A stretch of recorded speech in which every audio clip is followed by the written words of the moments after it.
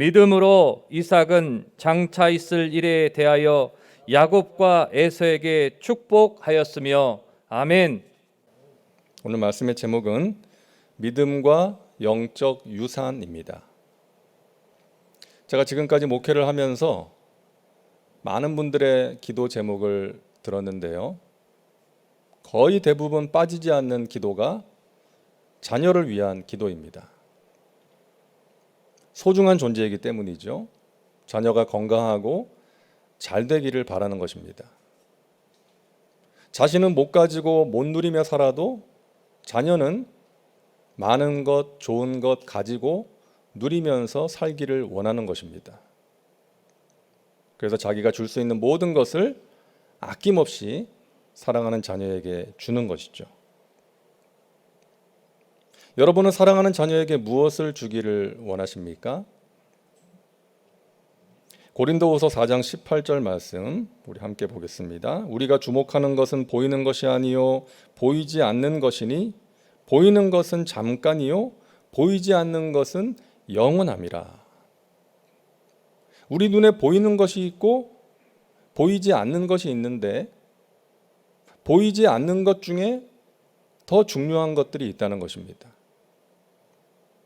자녀들에게 물려주는 유산에 적용해 본다면 눈에 보이는 유산, 물질의 유산이 있고 눈에 보이지 않는 유산, 영적인 유산이 있는데 눈에 보이는 물질의 유산보다 더 중요한 것이 눈에 보이지 않는 영적인 유산이다.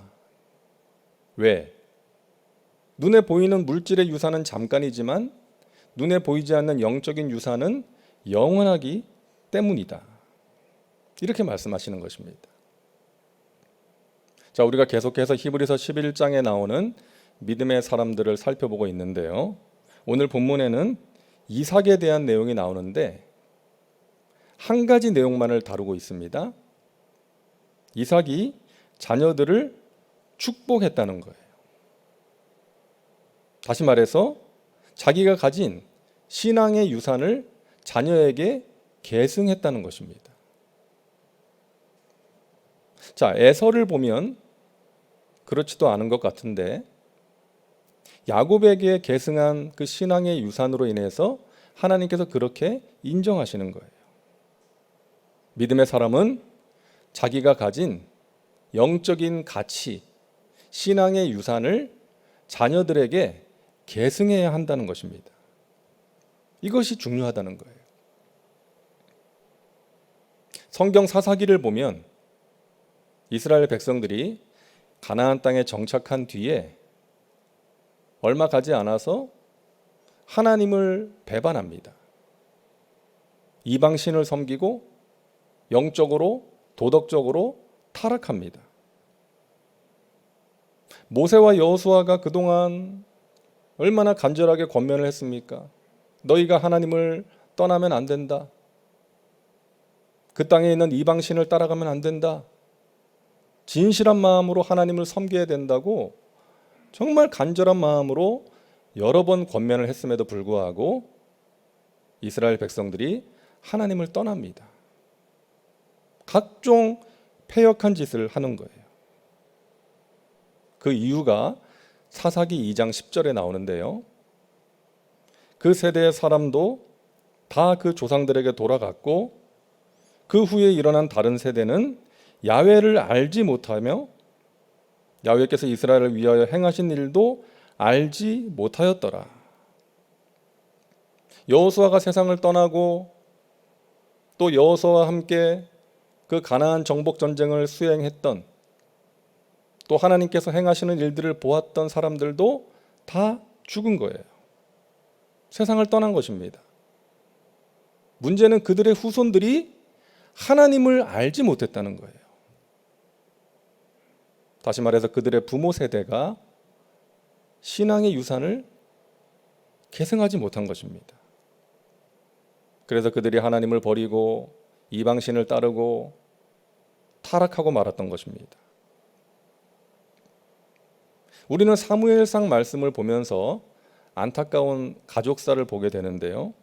엘리 제사장, 그의 두 아들 홈니와 비느하스, 그들도 제사장이었어요. 여러분, 제사장이 어떤 사람입니까? 하나님께서 임재하시는 거룩한 처소에서 하나님께 드리는 제사를 인도했던 사람 아니에요? 그런데 그 두 사람이 하나님을 멸시합니다. 하나님을 우습게 여기는 거예요.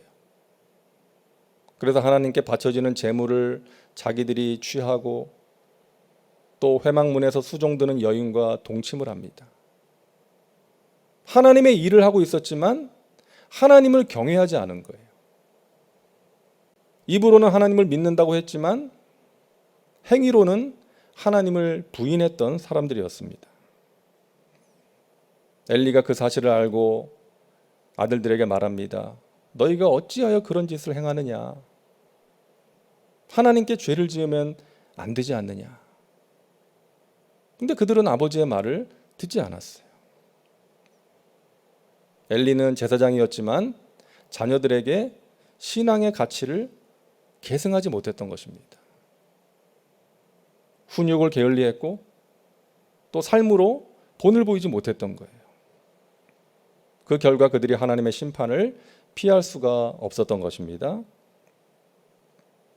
오늘 이 말씀을 듣는 모든 분들은 사랑하는 자녀들에게 그 무엇보다도 이 신앙의 유산, 영적인 가치를 꼭 물려주시기를 바랍니다. 우리 자녀들이 좋은 학교 가고 좋은 직장에 들어가고 사업이 잘 되고 행복하게 사는 것보다 더 중요한 것, 영적인 유산을 물려주는 것입니다. 그들이 하나님과 동행하면서 하나님을 알고 하나님과 동행하면서 살아가는 것입니다. 우리가 자녀들에게 이 영적인 유산을 물려주어야 되겠는데 구체적으로 어떤 유산을 물려주어야 될까? 첫째는 믿음의 유산입니다. 다른 것은 물려주지 못해도 믿음만은 꼭 물려줘야 되겠습니다. 가장 중요한 것이죠. 구원의 길로, 영생의 길로 인도하는 믿음, 승리의 삶, 복된 삶을 살게 하는 믿음, 하나님을 기쁘시게 하는 믿음입니다. 성경에서 믿음의 조상 아브라함이죠. 하나님께서 아브라함을 테스트하십니다. 100세에 얻은 아들 이삭을 제물로 바쳐라. 너무나 어려운 테스트, 너무나 순종하기 힘든 말씀이었죠. 하지만 아브라함은 순종합니다. 이삭을 데리고 모리아산을 올라가서 제물로 드립니다. 하나님의 테스트에 합격했어요. 통과했어요. 하나님께서 이삭 대신에 제물로 드릴 양을 준비해 놓으셨습니다. 너가 이 세상에 그 무엇보다 그 누구보다 나를 사랑한 것을 내가 아노라. 하나님께서 흡족해 하시면서 합격 선언을 하셨습니다. 여러분, 그때 이삭이 아버지를 보면서 어떤 생각을 했을까요? 무정한 아버지, 나를 죽이려고 했던 나쁜 아버지, 이랬을까요? 아니죠. 아버지는 하나님의 말씀을 생명같이 여기시는 분이시구나. 어떤 일이 있어도 하나님의 말씀을 지켜 행하기 위해 노력하는 분이구나. 나도 아버지처럼 살아야 되겠다. 그럴 때 하나님께서 그것을 기뻐하시고 복을 주시는구나. 마음에 새기지 않았겠어요? 만약에 이삭에게 당신의 아버지는 어떤 분이셨나요? 라고 묻는다면 아마 이렇게 대답할 것 같아요. 저의 아버지는 하나님의 말씀에 순종하는 믿음의 사람이었습니다. 아브라함은 아들 이삭에게 믿음의 유산을 물려준 것입니다. 그렇게 할 수 있었던 것은 그가 삶으로 아들에게 보여주었기 때문이에요. 제가 터키 이스탄불 한인교회를 섬길 때 이제 연휴가 되면 이제 많은 분들이 여행을 떠나셨습니다. 근처에 뭐 가볼 만한 곳이 많이 있거든요. 또 가까운 유럽의 나라들, 특별히 주재원으로 근무하는 분들이 이제 근무하는 기간 동안에 이제 그런 것들을 이제 가보고 싶은 마음이 드는 것은 자연스러운 거잖아요.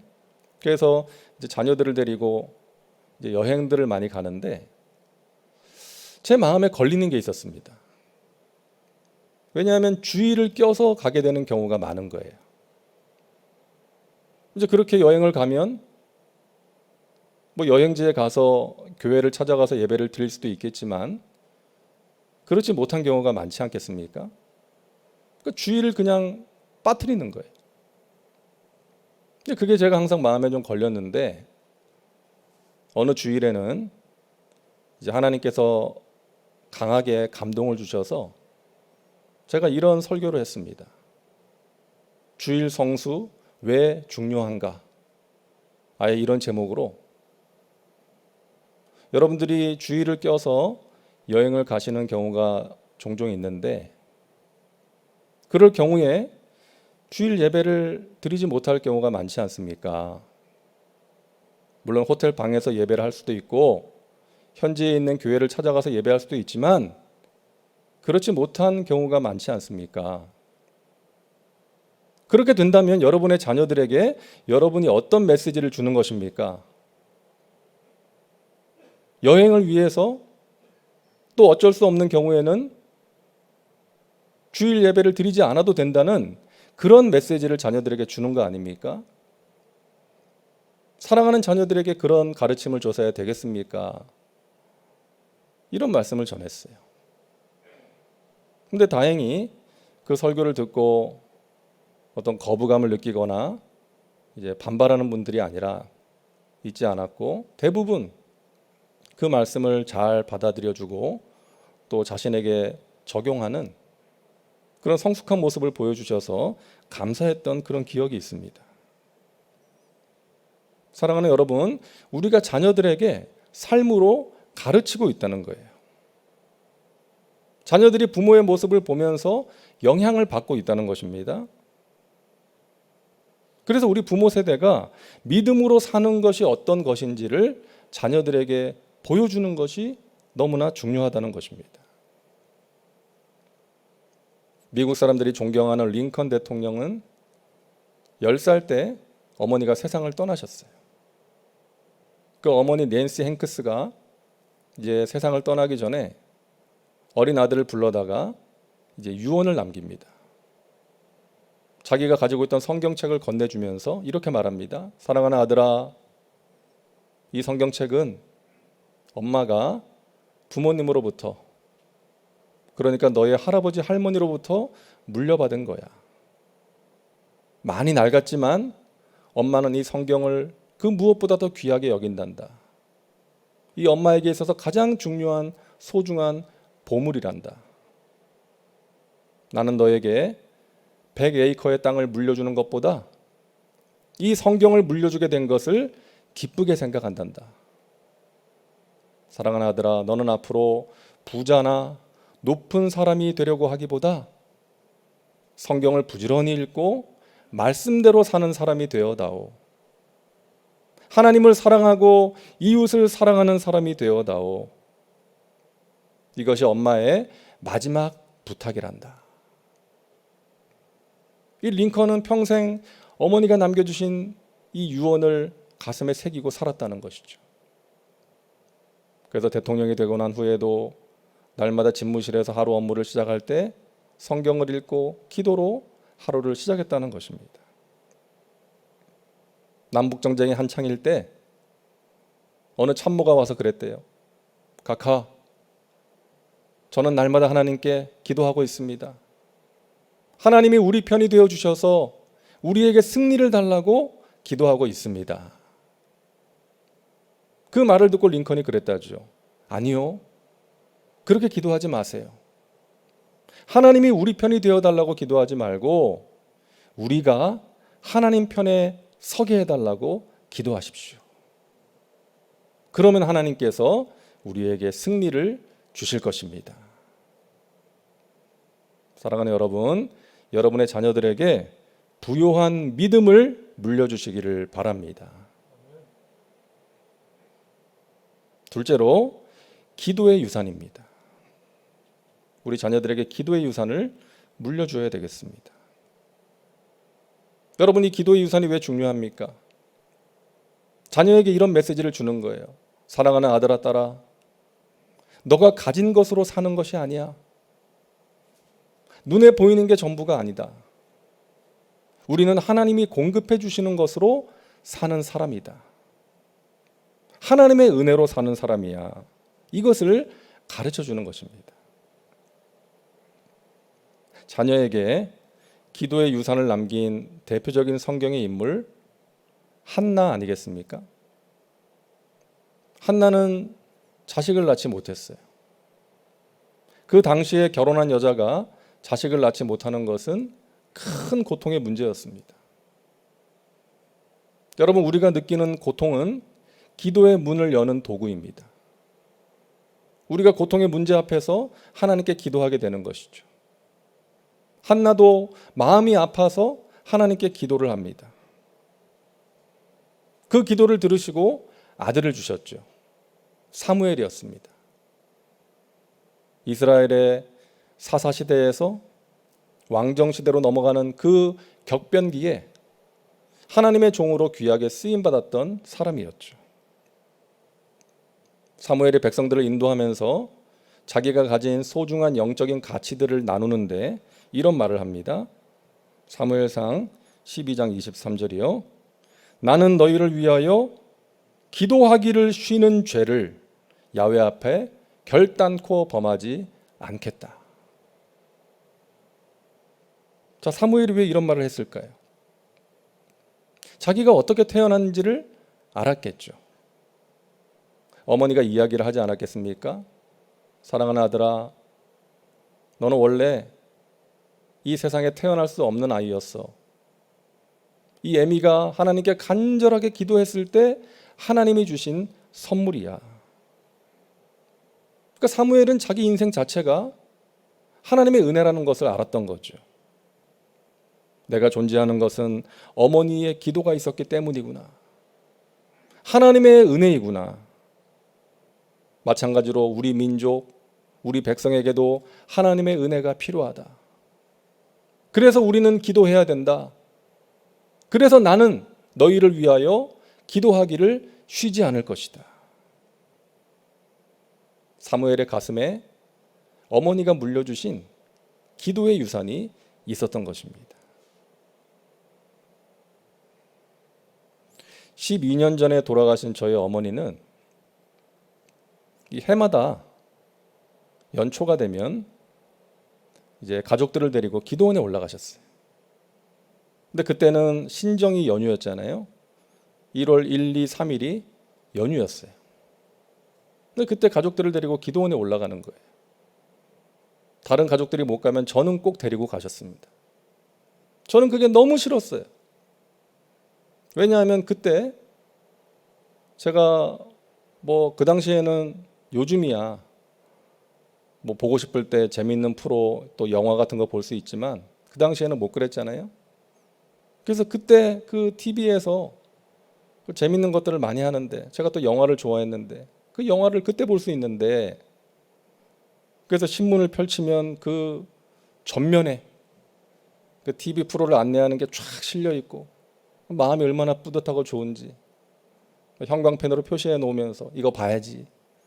그리고 기대를 하고 있는데 이제 기도원에 가야 되는 거예요. 그때는 제가 그게 너무 싫었는데 돌이켜보면 어머니가 저에게 물려주신 너무나도 소중한 유산이었습니다. 기도의 유산이었던 것이죠. 그 무엇보다도 기도를 우선해야 된다는 것. 어려움을 만날 때 기도로 돌파해야 된다는 것을 어머니가 저에게 가르쳐 주신 거예요. 사랑하는 여러분, 부모의 기도로 자란 아이는 하나님의 은혜를 아는 사람이 되는 것입니다. 지금은 알지 못해도 반드시 알게 될 날이 올 거예요. 나를 위해 울어준 부모님이 있었기에, 나를 위해 기도해 주신 그 부모님의 기도가 있었기에 오늘의 내가 있다는 사실을 알고 반드시 감사하게 될 것입니다. 사랑하는 자녀들에게 기도의 유산 꼭 물려주시기를 바랍니다. 세 번째, 감사의 유산입니다. 자녀들이 부모를 생각할 때 이러는 거예요. 우리 부모님은 어려울 때에도 감사하는 분이셨어. 긍정적인 태도를 가지고 살아가는 분이셨어. 할 수 있다, 하면 된다, 해보자. 절대 긍정, 절대 감사를 실천하는 분이셨지. 나도 그 부모님의 영향을 받아서 어려움을 만날 때 하나님을 향한 믿음으로 또 감사로 이겨내는 것 같아. 데살로니가전서 5장 18절, 우리가 너무나 잘 아는 말씀이죠. 우리 같이 한번 읽겠습니다. 범사에 감사하라. 이것이 그리스도 예수 안에서 너희를 향하신 하나님의 뜻이니라. 아멘. 언제 감사하라? 범사에. 감사할 만한 일이 있을 때만 감사하는 것이 아니라 범사에. 여러분, 믿음의 사람은 범사에 감사하는 사람입니다. 하나님께서 행하실 일을 기대함으로, 바라봄으로 감사하는 것이죠. 힘들고 어려울 때에도 감사하는 사람입니다. 감사를 통해서 마음을 지키고 감사를 통해서 어려움을 이겨내는 것이죠. 그 감사를 통해서 하나님이 행하시는 은혜의 역사를 체험하는 것입니다. 우리 예수님께서 오병이어를 가지고 남자만 5천 명을 먹이셨을 때 그 기적이 일어난 다음에 감사하신 것이 아니라 오병이어 가지고 감사하신 거예요. 많은 사람들은 오병이어 가지고 감사하지 않습니다. 이거 가지고 뭐 하겠나? 왜 나에게 이거밖에 없나? 하지만 오병이어 가지고 감사할 때 하나님께서 그 오병이어를 통해서 놀라운 은혜의 역사를 이루어 주시는 것입니다. 예수님께서 죽은 나사로의 무덤 앞에서 하나님께 감사기도 올리셨어요. 나사로가 살아난 다음에 감사하신 것이 아니라 썩어서 냄새나는 그 나사로의 무덤 앞에서 하나님께 감사하신 것입니다. 사랑하는 여러분, 기억하시기 바랍니다. 감사는 선불입니다. 믿음으로 먼저 감사하는 것입니다. 감사할 만한 일이 생겨서 감사하는 것은 매너예요. 하지만 감사할 만한 상황이 아님에도 감사하는 것이 믿음인 것입니다. 빌립보서 4장 6절과 7절, 우리 너무나 잘 아는 말씀이죠. 아무것도 염려하지 말고 다만 모든 일에 기도와 간구로 너희 구할 것을 감사함으로 하나님께 아뢰라. 그리하면 모든 지각에 뛰어난 하나님의 평강이 그리스도 예수 안에서 너희 마음과 생각을 지키시리라. 어떻게 기도하라고요? 감사함으로 기도하라.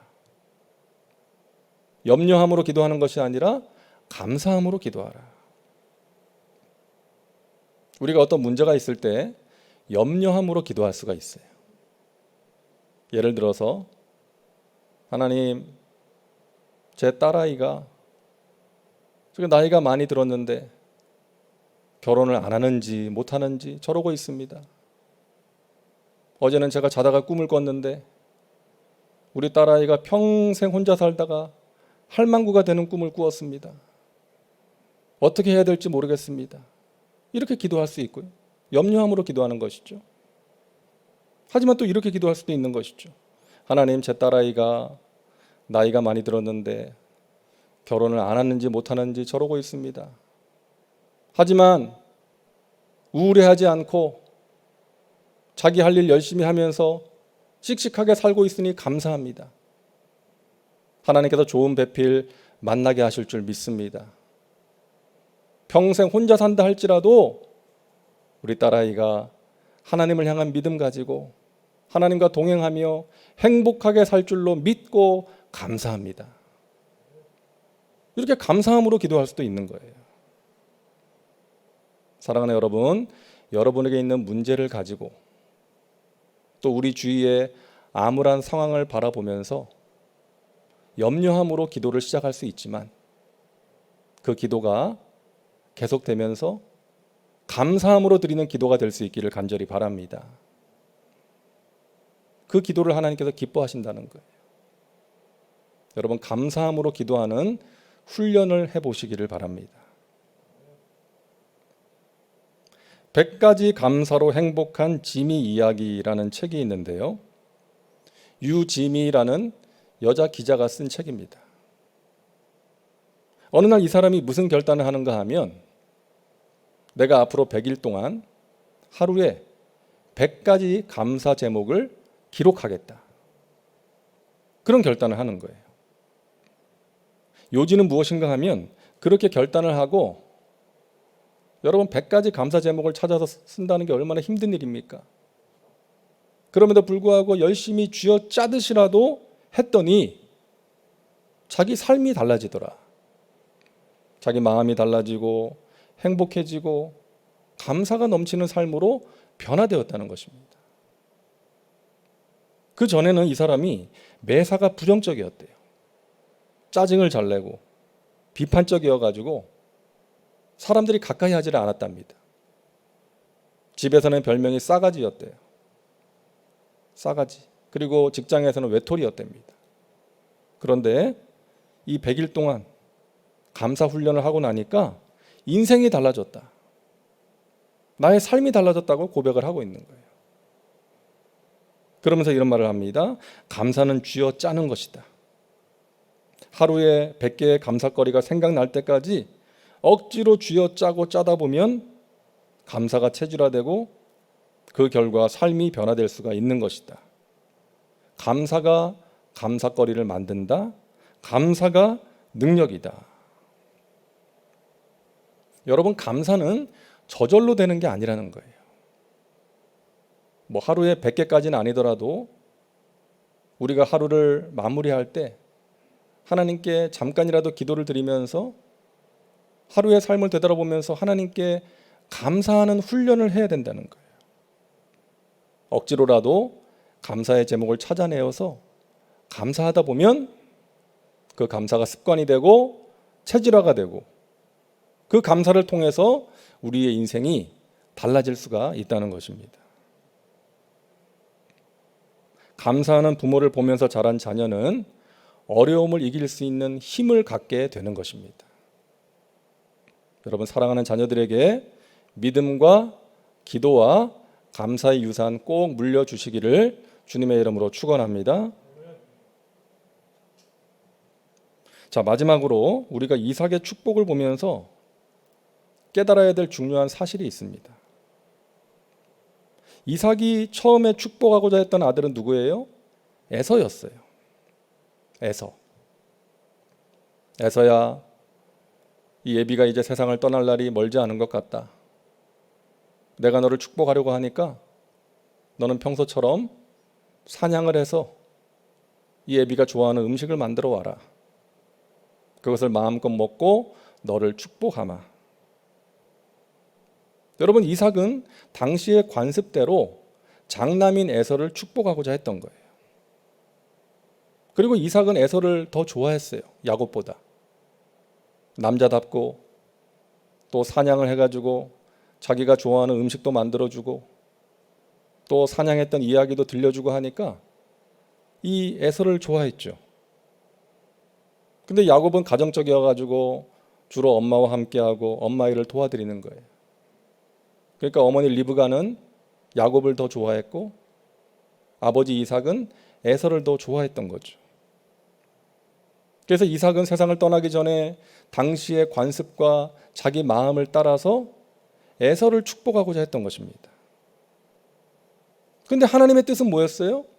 에서가 아닌 야곱이 복의 계승자가 되는 것이었습니다. 이미 오래전에 그 사실을 하나님께서 이삭에게 말씀하셨어요. 창세기 25장 21절부터 보시기 바랍니다.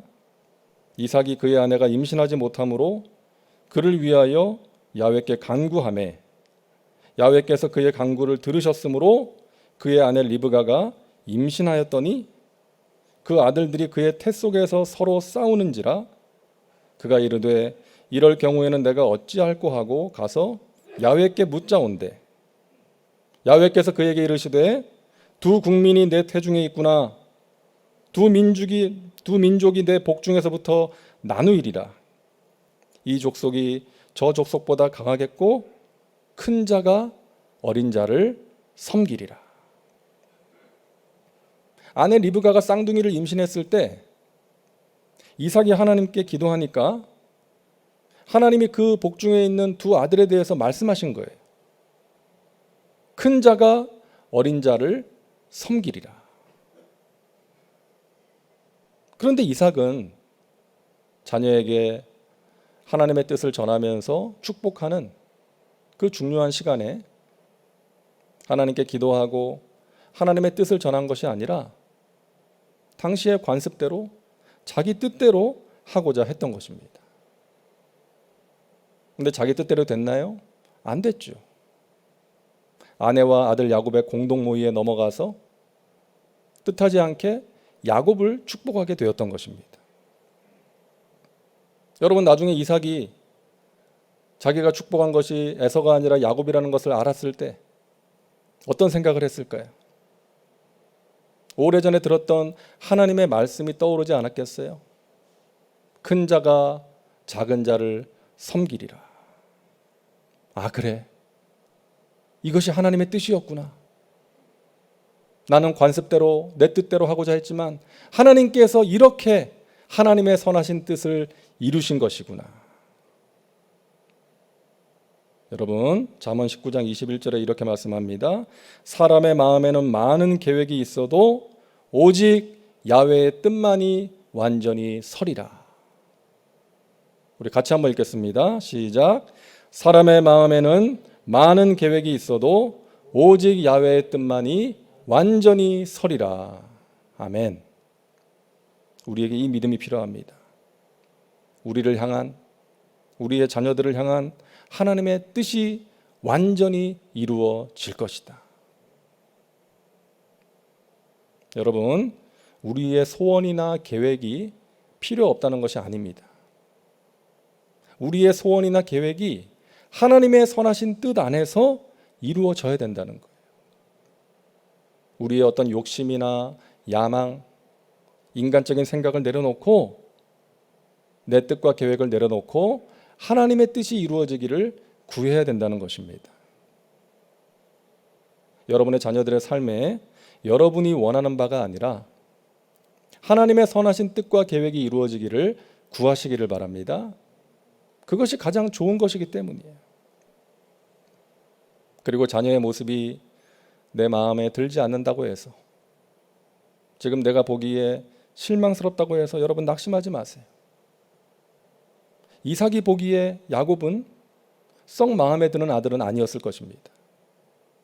사내 놈이 맨날 집에만 있고 부엌에 들락거리면서 집안일만 하고 엄마 옆에만 붙어 있고, 또 듣자 하니 형이 배고플 때 팥죽 끓여가지고 형의 장자의 명분을 가로챘다고 하고 얍삽한 녀석 이러지 않았겠어요? 하지만 여러분, 하나님께서는 그런 야곱을 택하신 거예요. 그런 야곱을 부르시고 깨뜨리시고 변화시키시고 복을 주신 것입니다. 야곱의 후손을 통해서 예수님이 오게 된 거예요. 예수님의 조상이 되게 하신 것입니다. 사랑하는 여러분, 자녀를 위해 기도하는데 응답되지 않는다고 낙심하지 마시고, 여러분 포기하지 마시고 하나님의 선하신 뜻을 구하며 인내함으로 기도하시기를 바랍니다. 하나님의 손에 맡기시기 바랍니다. 그리고 자녀들에게 삶으로 또 영적으로 본을 보여주시기를 바랍니다. 하나님께서 여러분의 자녀를 붙들어 주시고 가장 좋은 길로 인도해 주실 것입니다. 기도합니다. 좋으신 하나님, 감사합니다. 오늘 이삭의 모습을 통해서 우리가 사랑하는 자녀들에게 물려주어야 할 영적 유산이 무엇인지를 알게 하시니 감사합니다. 우리 사랑하는 자녀들을 위해서 날마다 기도하오니 우리 자녀들의 삶 가운데 하나님의 선하신 뜻을 아름답게 이루어 주옵소서. 또한 우리가 삶으로 우리 자녀들에게 선한 영향을 끼칠 수 있도록 아버지 하나님 우리를 붙드시고 인도하여 주시옵소서. 우리 사랑하는 자녀들이 평생 하나님과 동행하며 하나님의 능력의 손에 붙들림 바 되어서 하나님의 나라와 영광을 위해서 귀하게 쓰임받는 복된 삶을 살게 하여 주옵소서. 예수님의 이름으로 기도하옵나이다. 아멘.